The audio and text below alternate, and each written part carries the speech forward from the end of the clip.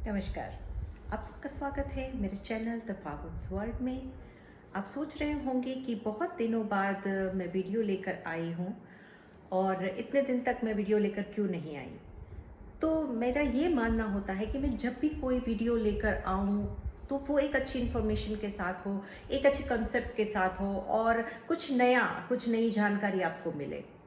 तो ऐसी ही कुछ एक नई जानकारी के साथ ये वीडियो लेकर आई हूँ। हो सकता है बहुत लोगों को पता भी होगा, लेकिन जिनको नहीं पता, ज़्यादातर लोगों को शायद ये नहीं पता होगा, तो उसके साथ लेकर आई हूँ। और आज जो दिन है वो बहुत ही शुभ दिन है, करवा चौथ का दिन है। ये दिन माताओं, बहनों और सुहागनों के लिए बहुत इम्पॉर्टेंट दिन है।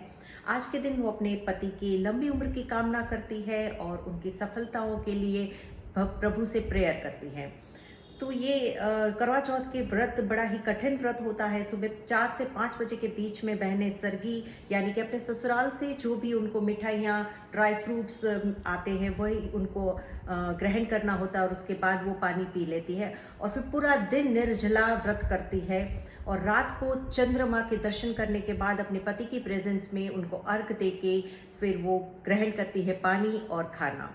तो ये बड़ा ही कठिन व्रत होता है। मैं उन सभी माताओं, बहनों और सुहागनों को बहुत बहुत बधाई देती हूँ आज करवा चौथ के दिन पे, और प्रभु से प्रार्थना करती हूँ कि बजरंगबली जो है वो उनकी प्रार्थनाओं को ज़रूर स्वीकार करे।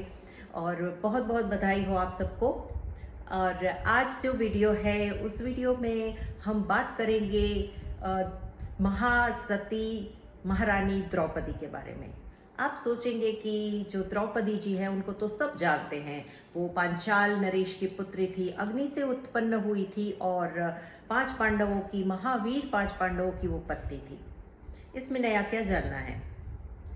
लेकिन एक बात नहीं है कि इसमें महासती द्रौपदी जो है उनको महासती के लिस्ट में माना गया है, महासती माना गया है। हम सोचेंगे कि जो एक पतिव्रत होती है, सपने में भी किसी और पराये पुरुष का विचार नहीं करती, उसको हम सती के रूप में मानते हैं।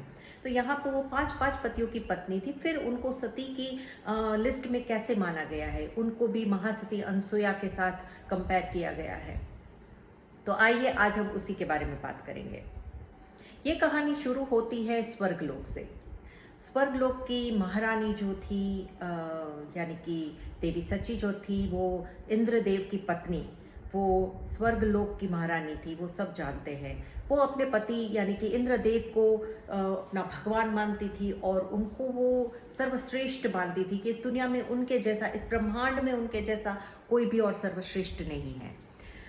तो जब भी वो उनके बारे में सोचती थी तो उनको अलग अलग रूप में इमेजिन करती थी। वो उनको कभी महान धनुर्धर के रूप में, तो कभी महान गदावीर के रूप में, तो कभी धर्म के ज्ञाता यानी कि धर्म के राजा के रूप में, और कभी वो उनको अत्यंत स्वरूपवान यानी कि सबसे सुंदर स्वरूपवान व्यक्ति के रूप में इमेजिन करती थी। और जो जो वो इमेजिन करती थी उसके वो चित्र बनाया करती थी।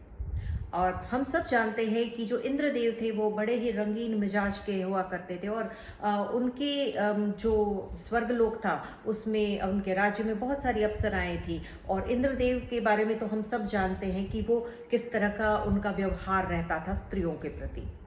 अब वो महारानी जो थी उनको तो लगता था कि मेरे पति जो है वो केवल मेरे लिए ही समर्पित है और वो धर्म के ज्ञाता है, धर्म की नीति शास्त्र में मानते हैं। लेकिन एक बार क्या होता है कि महासती जो है उनको पता चल जाता है इंद्रदेव के जो भी कार्य थे उनके बारे में, कि वो किस तरह से दूसरी स्त्रियों के साथ गमन करते हैं और किस तरह से वो उनको चीट भी करते हैं कई बार, और किस तरह से वो व्यभिचार करते हैं। जब वो ये जानती है तो बड़ा ही दुखी होती है, मतलब खिन्न हो जाती है। उनको लगता है कि बस अब जिस प्रभु को, जिस व्यक्ति को मैंने अपना भगवान माना, अपना ईश्वर माना और जिनको मैंने अपना आदर्श माना, वो इस तरह से करेंगे, वो ये सोच नहीं सकती थी। और ये सोचकर जब वो बहुत ज़्यादा दुखी हो जाती है तो इंद्रदेव पे गुस्सा हो जाती है और उनके राज्य में उनका जो सभा चल रही होती वहाँ पहुँच जाती है। और वहाँ पहुँच के उन पे गुस्सा होकर, उन पे क्रोधित होकर उनको श्राप देती है कि मैंने आपको कभी भी ये नहीं सोचा था कि आप इस तरह का व्यवहार करते होंगे। आप राजा है, आप स्वर्ग के राजा है, देवताओं के राजा है, देवताओं को सब पूजते हैं और उन देवताओं के भी आप राजा है। तो ये होने के बावजूद भी आपने इतना अन्याय और इतना गलत काम किया है और मैं सोच नहीं सकती थी, मैंने आपको क्या क्या इमेजिन किया था। लेकिन मैं आपके जो पाप है, आपने जो भी किया है, उसकी सज़ा मैं पत्नी हूँ और मैं सती हूँ, तो मैं उन पापों की सज़ा के रूप में अपने आप को आज नष्ट करूँगी और आप डिज़र्व नहीं करते हैं कि मेरे जैसी पत्नी आपको मिले। तो वो कहती कि मैं अपने आप को अग्नि में समर्पित कर दूंगी। तो इंद्रदेव को बहुत ज़्यादा दुख होता है, वो उनको रियलाइज़ हो जाता है कि हाँ, उनसे कुछ गलत हुआ है। वो सती के सामने झुक जाते हैं और उनको बहुत ज़्यादा गिड़गिड़ाते हैं। उनके सामने वो अपने आप को एक दोषी के रूप में प्रेजेंट करके बोलते कि हाँ देवी, मेरे से गलती हो गई, आप मुझे माफ़ कर दीजिए, मैं आइंदा से ऐसा कुछ नहीं करूँगा। लेकिन वो तो सती थी, अब सती के मुख से एक बार बात निकल जाए तो वो फिर कभी फेल नहीं होती है। तो उन्होंने कहा कि मैं कुछ नहीं कर सकती, आपने जो कार्य किया है उसकी सज़ा मिलेगी और उसकी सज़ा मैं अपने आप को दूंगी। वो कहती है कि लेकिन ये है कि अगर आपको ये रियलाइज़ हुआ है तो मैं आपको, अभी तो मेरे मुख से आपके लिए श्राप निकल गया है कि आप अलग अलग खंडों में खंडित हो जाओगे। जिन जिन रूप में मैंने आपको सोचा है उन रूपों में आप खंडित हो जाओगे, आप अलग अलग 5 रूपों में खंडित हो जाओगे और मैं अपने आप को अग्नि के सामने समर्पित करती हूँ और मैं अग्नि अपने जो पैर होते हैं उसमें से अग्नि प्रकट करती है और वो अपने आप को अग्नि में समर्पित कर देती है। और वो बोलती है उनको कि अब मैं फिर से जब जन्म लूँगी तो मैं तभी जन्म लूँगी जब आप मुझे उन्हीं रूपों में मिलेंगे, उन्हीं 5 रूपों में साकार रूप में मिलेंगे, तभी मैं जन्म फिर से लूँगी और मैं फिर से अग्नि से उत्पन्न होंगी और तभी मैं आपको मिलूँगी जब आप उन 5 रूप के सार्थक करेंगे। ये सो बोल के वो अपने आप को अग्नि में विलीन कर देती है और भस्म हो जाती है। तो देवी सची के जाने के बाद जो इंद्रदेव है वो बहुत दुखी हो जाते हैं और वो दूसरे देवताओं को भी बुला लेते हैं और उनके सामने बताते हैं कि सती ने मेरे को ऐसे श्राप दिया हुआ है कि मैं अलग अलग खंडों में खंडित हो जाऊंगा, मेरा जो एक पिंड है वो अलग 5 पिंडों में खंडित हो जाएगा, तो अब मैं क्या करूं।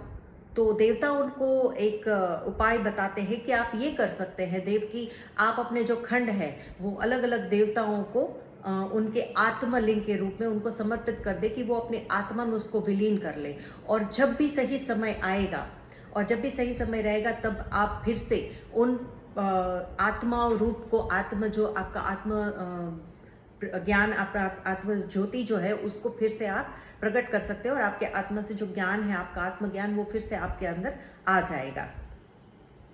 इंद्रदेव जो है वो मान जाते हैं।